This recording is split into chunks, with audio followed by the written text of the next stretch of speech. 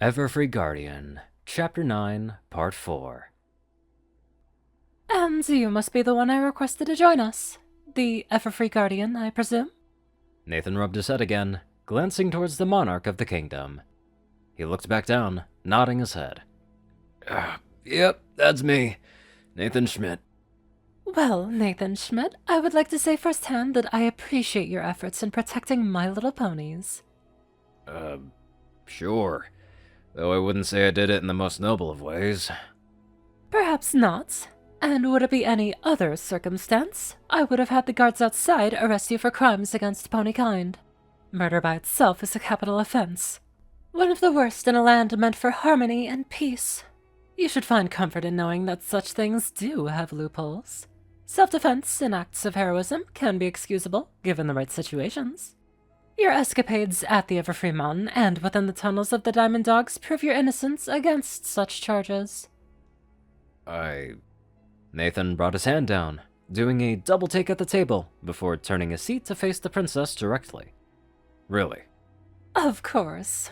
Despite who we are, Mr. Schmidt, there's no reason to think that crime cannot exist here.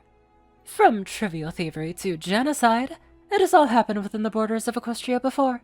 Many ponies have been found guilty, and very few have been pardoned by myself or my sister. Trust and believe that I pardon you as well.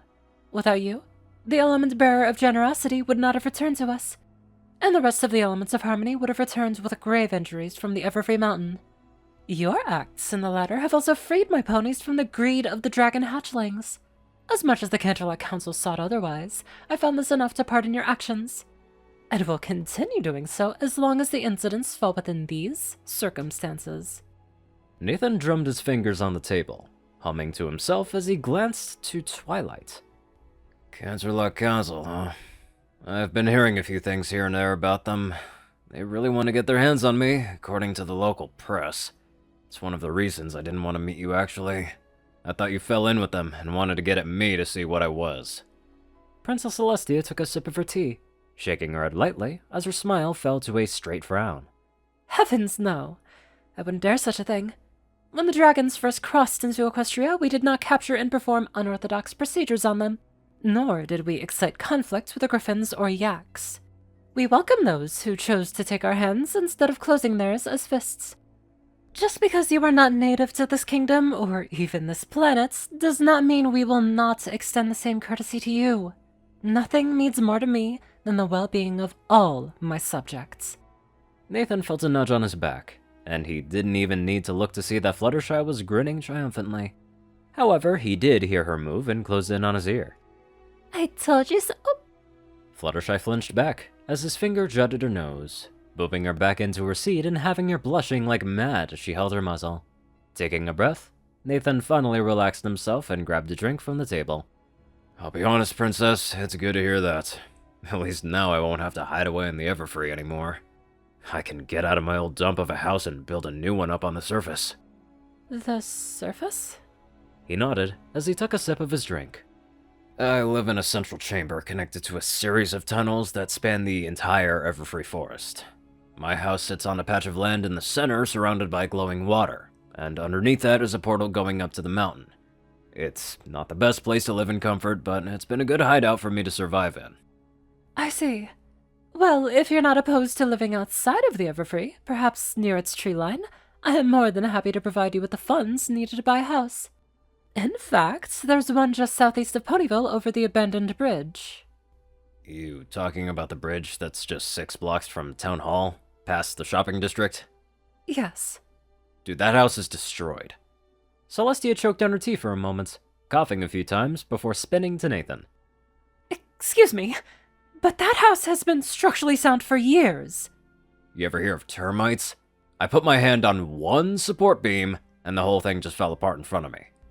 Oh, well, I don't have a place of residence currently open for purchase, then. Don't sweat it. I can always get more lumber and rebar to work with at the shops and build another house out there. It's better than the caverns. Everyone paused as the sound of a deathly serious cough came from Celestia's direction. Looking over her side, Nathan spotted a golden cage with a strange and sickly-looking bird inside. Every time it coughed, It seemed to be shedding a few more of what little feathers it had. What the hell is that? Celestia turned around, smiling as the bird balanced itself on the rail inside the cage. Ah, Philomena, my pets. You're awake! Do say hello to our gracious hosts. Another deathly serious cough. What the fuck is a Philomena? Celestia giggled as she took the bird out from the cage, holding it in her palms as it continued to cough and wheeze its life away. She's quite a sight, isn't she? It looks like a beaked Grim Reaper shit itself back to life. Are we sure it's healthy, or is it really old? Oh, she's perfectly healthy. Here, hold her for a moment. Nathan took the sickly Philomena as Celestia offered her. Holding her in front of him, he eyed the bird as it stared back with that dumb, cross-eyed stare. She's in mint condition. She's just going through a phase where she must renew herself by shedding all of her feathers and growing them back in a blaze of glory. In fact... Celestia pointed to the last feather on the bird, which had steadily began plucking itself from the bird's body. As it fluttered to the ground, the bird collapsed in Nathan's hands. Then... Nathan screamed. Every pony except Celestia stood up in a panic as Philomena burst into flames, covering Nathan's hands in the same fire. Racing to and fro, he threw Philomena away as he began patting down the fire looking at his sleeves. Fluttershy and Twilight were quick to help him, grabbing anything to douse the fire as Celestia gave a hearty laugh at the whole thing. Of course, the fire from her pet was harmless. She just enjoyed the prank as it unfolded before her.